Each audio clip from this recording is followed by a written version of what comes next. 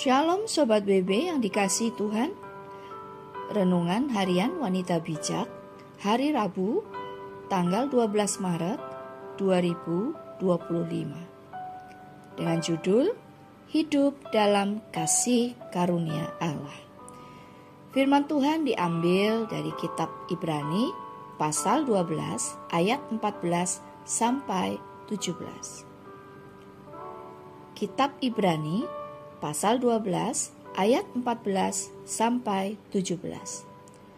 Sebelum kita merenungkan firman Tuhan, mari kita berdoa terlebih dahulu. Hati kami sungguh limpah dengan syukur ya Bapa, untuk hari baru yang Kau anugerahkan kepada kami. Yang kami percayai bahwa Engkau melengkapi kami dengan kekuatan dan kekayaan anugerah-Mu, hikmat untuk memimpin menuntun kami menjalani hari-hari kami. Dan kami bersyukur jika pagi hari ini kami boleh mendengarkan firman-Mu yang akan membekali kami untuk kami menjalani hari ini.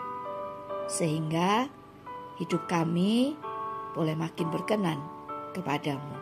Roh Kudus, tolong kami, beri kami hikmat pengertian, supaya kami memahami apa yang Tuhan inginkan untuk kami kerjakan. Terima kasih untuk pertolongan-Mu, terima kasih untuk pengertian yang Kau berikan. Terpujilah nama Tuhan. Di dalam nama Tuhan Yesus Kristus kami berdoa.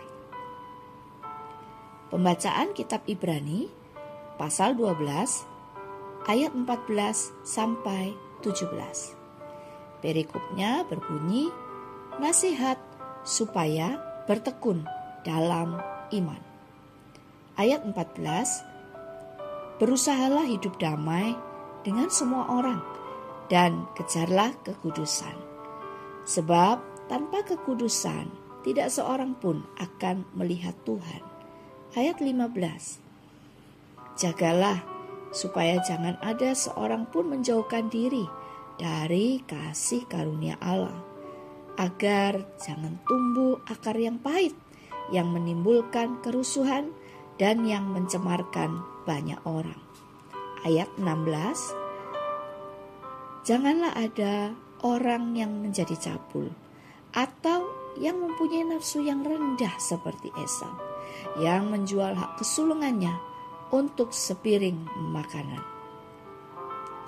Ayat 17, sebab kamu tahu bahwa kemudian ketika ia hendak menerima berkat itu, ia ditolak, sebab ia tidak beroleh kesempatan untuk memperbaiki kesalahannya, sekalipun ia mencarinya dengan mencucurkan air mata. Demikianlah sabda Tuhan. Berbahagialah mereka yang mendengarkan firman Tuhan dan melakukannya. Haleluya. Mari kita renungkan firman Tuhan dengan teliti dan berdoalah agar Tuhan menolongmu mengerti isi hatinya. Menurut ayat 14, apa yang kita harus kejar? Dan apa alasannya? Apa yang membuat muncul akar pahit di dalam diri kita? Apa akibat akar pahit yang muncul di dalam hati? Sobat BB yang terkasih, hidup dalam kasih karunia Allah adalah kelayakan untuk kita dimampukan hidup dalam kekudusan dan hidup dalam persekutuan dengan Allah untuk mengerti isi hatinya. Untuk tujuan inilah Allah merancangkan karya penyelamatan, dan untuk inilah Yesus datang ke dunia dan menderita sampai mati di kayu salib. Hidup dalam kasih karunia Allah bukan berarti bebas dari persoalan, tetapi ada jaminan dan kemampuan ketika kita ada di dalam kasih karunia-Nya. Akar pahit dan luka hati muncul ketika kita hidup di luar kasih karunia. Ketika kita menghadapi setiap persoalan dengan kekuatan sendiri. Kita tidak mengandalkan dan melibatkan Allah. Sobat WB, memang kita tidak kebal dengan persoalan, gesekan, atau konflik. Tetapi respon kita menentukan semuanya. Hidup dalam kelimpahan kasih karunia Allah adalah proses seumur hidup kita. Semakin kita mengenal Tuhan, semakin mengalami keindahan kasih karunia-Nya yang begitu besar atas hidup kita.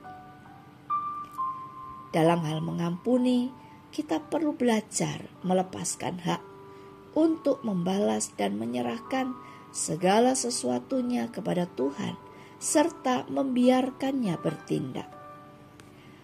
Apapun yang engkau hadapi, jangan pernah keluar dari kasih karunia.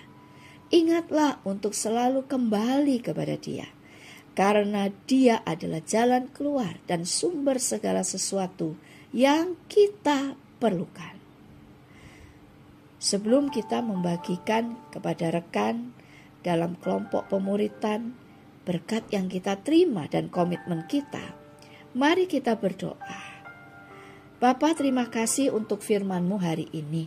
Engkau mengingatkan kami Tuhan, untuk kami tetap hidup di dalam kasih karunia-Mu. Karena kami tahu banyak keuntungan Tuhan yang kami terima di dalam kasih karunia-Mu. Engkau yang memampukan kami untuk kami boleh menjalani kehidupan ini dan menghadapi segala sesuatu. Dan Engkau sendiri Tuhan yang akan menuntun kami untuk kami tetap bisa hidup berkenan kepadamu.